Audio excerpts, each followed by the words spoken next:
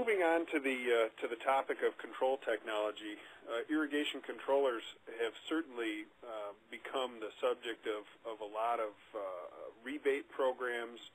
A lot of folks understand that this is the primary human interface with the irrigation system. Perhaps in some cases we might put a little bit too much emphasis on the irrigation controller and the primary human interface. And I wanted to spend a little bit of time today talking about control technology as an assembly or as an integrated system, not necessarily just as the gadget or the gizmo that you look at on the wall or in the mechanical room. It is not just a device that hangs on the wall. It represents this entire systems integration of these individual components. Supplemental irrigation is deemed appropriate by the operator.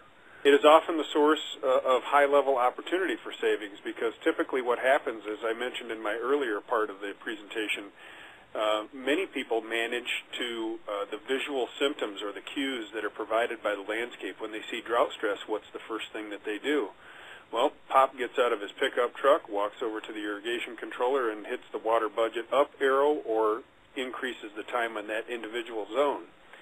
Well, interestingly enough, quite often, nobody ever takes the time to reduce those times or reduce that amount of water that's being applied in those areas. So certainly, there's an opportunity. We want to make sure that we're delivering those results. But it's important to understand that if an increase in water is needed for a seasonal peak demand issue, it's important to ratchet that water use back down as the need decreases. And typically in most areas of the country, there are those seasonal peaks, and then the water use need goes down in the landscape. And so more opportunity exists as the weather cools off and as the water needs of the plants start to diminish a little bit as the season wears. Certainly, the scenario that I just described can be a source of significant waste. And what we need to do is start to look at the irrigation controller more like a thermostat that you use to cool or heat your house instead of like a clock and a calendar device. For one reason or another, we've done some wonderful things with irrigation controllers, but a lot of folks aren't doing the math. As Brent showed, it can be quite complex in nature to determine how much water an irrigation cycle should apply. And whether or not that's actually been done as it's been transferred into time cycle is anybody's guess. So we need to start taking a look at that, how we can moderate our use through the implementation or deployment of newer technologies or more advanced technologies that behave a little bit more like a thermostat on the wall. Ironically, I wanted to include something here in the area of control, and that's pump stations. We have come a long way as an industry, and it's not just for our industry. These are used in municipal as well. But we have pump stations now that really are the heart of the irrigation system that deliver the water either from a surface supply source or through wells or through a booster station. But these pump stations become part of an integrated control system where we're actually keeping score as to how much water is being used, reading the flows and the pressures at various times so that we can actually feed that information back to a central control system, for example, and determine whether or not even a sprinkler is out. It may seem a little bit on the edge here, but we have the ability to detect flow rates and flow rate changes and memorize flows of specific zones so that if, in fact, there's been damage to a lateral pipe in a system or a nozzle is missing, we have the ability to bypass those cycles temporarily and avoid that water loss. And we can even alert the operator and let them know, hey, there's a problem with zone 16 on controller C, and you better send somebody out there to get a look at it. These technologies are here. They're readily available right now, and not only can they avoid that use of water, they can avoid significant physical damage to the property due to flooding or saturation next to a roadway, etc. And certainly can decrease liability in a commercial application. And of course, the pump station itself has the ability now with variable frequency drive and these integrated communication techniques, we have the ability to really match the output of the pump to what's needed out there in the field, and that saves energy. And for those of you who don't really think about that water energy connection, there are places in the western U.S. where every gallon of water has maybe 13 watt hours embedded into it by the time it's treated and delivered to the site. Valve advancements. This is one of the areas where there's a lot of flexibility now between battery and one of the areas that I didn't even hide. Certainly we have solar power available. We have two-wire decoder systems. We can provide infinite flexibility with a minimal wire path now, and certainly pressure regulation on top of all that. We can deliver what is needed, when it's needed, and how it's needed. And certainly if the landscape changes with this flexibility that we have in valves and control equipment, we can go back in and we can split up zones. We can change things. We're not having to commingle mixed-use area, ability to split that hair down a little bit further. And we run multiple valves at the same time so that we can actually accomplish this in a smaller water window. Sensors. This is a tremendous area of opportunity for the industry. Just in a very basic sense, if irrigation systems that you operate, touch, sell, service, etc., if you don't have at the very minimum a rain sensor, it seems that on the foolish side, in my opinion, because suspending a cycle during periods of sufficient rainfall and or soil moisture, for example, can avoid significant use of water. I can tell you that at my own home back here in Michigan, we had a very wet period leading up to the 4th of July, and I have a rain sensor on my irrigation system that literally cost me less than $50 to install, that avoided the use of about 80,000 gallons of water during a 2-week time period. That sensor, that very inexpensive application, avoided that water, and now it's still sitting in the well, and it's available for when I need it, which is right now. We also have the ability of some very low-cost solutions in the form of wind sensors. You've all seen irrigation systems operate in high wind, and, you know, let's face it, we're not really doing an awful lot of good in these high wind. We have soil moisture sensors. Certainly a lot of low-cost solutions in that market are developed that not only just will avoid the use of water in sufficient moisture, but also can feed information back and tell the controller how much water the system needs to apply. Sort of like in Buddy's analogy of paying attention to the checkbook. It will help you balance that water checkbook in the plant-soil water relationship.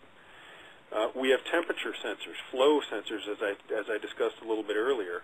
Once again, detection of high flow or flow rates, or keeping score as to how much water is being applied. And of course, in the area of comprehensive weather stations that look at wind, solar radiation, temperature, humidity, and try to imitate what's going on out there, and through the miracle of some math processes and dynamics, make a determination as to how much water the landscape needs. There are really serious advancements, and then of course these can be done in a central area. That information can be communicated wirelessly to controllers through the internet, etc. These are places where we just need to apply this technology wherever it's cost effective. And then of course the smart irrigation controller. I think it's important to understand that what the goal of the smart irrigation controller has always been twofold. One, to make sure that the irrigation system applies enough water to the landscape, and two, to prevent the excess application of water. So the idea is here that the smart irrigation control, either as a standalone unit or as a part of an integrated system of components that would yield a smart control solution, it's important to understand that this then becomes your thermostat. You feed into this thing the information that it needs, like a thermostat where you would actually set the temperature. You feed into this controller itself the information about the site specifics, the soil type, the slopes, the exposure, what kinds of plants we're watering. And then you feed back in some weather information or soil moisture information or a combination of. And the irrigation controller then moderates and applies water as necessary.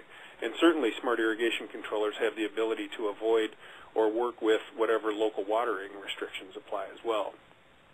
But the idea is here to require no daily intervention by the homeowner or contractor once calibrated. That doesn't mean that this is a one-stop shop and that we just bang this device on the wall and wire it up and walk away. It's important that we have to spend a little bit of time calibrating these devices and making sure that the application is tailored to the needs of the site. They certainly, these devices utilize a variety of inputs to tailor the application, as I mentioned previously. A big question right now, and this is something talked about earlier in the survey, you saw a question about this earlier, is will smart irrigation controllers save water in every application? Truthfully, the answer to that is no.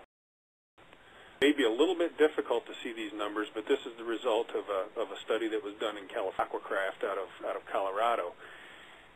Whether or not a smart irrigation controller will save water depends on what was happening on that site prior to the application of that technology. So if in fact a deficit watering situation was occurring when the controller was installed, water use will go up because, as I said previously, the smart irrigation controller is meant to do two things: make sure the landscape gets enough water, of water. So if the site conditions when the technology is applied would be below what is needed for the landscape requirement, the water use will go up. If the water use is excessive when the technology is applied, chances are pretty darn good that the water use will go down. The idea is you're installing either single component or through an array of components, you're installing technology as a solution that becomes the equivalent of a thermostat. We're providing those plants with the ultimate level of comfort that they need, healthy plants based on the inputs. And in fact, this is another one of those areas where it's important to understand what is the goal of this landscape. But the fact of the matter is a smart irrigation controller will only save water if water is being wasted when the technology is applied. Many questions arise surrounding, and I would imagine that many of the folks on the call today have heard that EPA is in the process of hopefully recognizing the weather-based irrigation control technology with WaterSense labeling program. EPA has issued a draft controller specification for weather-based irrigation systems or weather-based irrigation controllers in November. There was a public comment period that ended in January of 2010. We're expecting right now a second draft of that specification sometime in the fall of this year, in the fall of 2010, and hopefully we'll have a label for these controllers in the spring. The idea with the WaterSense label is to try to achieve water savings but still deliver the desired results. And certainly for more information, that WaterSense website, epa.gov/WaterSense, is an excellent place to go. Facing to find where the controller specification is now. This link will be available in the presentation when it's posted. Again, I can't emphasize enough, technology is no substitute for prudent planning, proper spacing and application, correct pipe sizing, proper hydrozoning, and proper installation. We can take these smart controllers and put them on a very dumb irrigation system and end up with a very disappointing result. And so it's important to understand that we can never forego the basics with this technological solution that we're applying. It's important that we have good distribution. Integrity of the system is there. Imagine applying a smart irrigation controller to the sprinkler I showed earlier that was broken with a big sod bubble underneath it, whether it was the sprinkler or the pipe underneath that was broken. That thing is not going to save the water. It's a substitute for that on-site visual inspection and maintaining the integrity of that system. So it's important to remember that there are basics that must be part of your overall irrigation plan. With that, now I'll kick it to my good friend Tom Barrett of Green Water Infrastructure out of Indianapolis, and he's going to talk to us about alternative sources.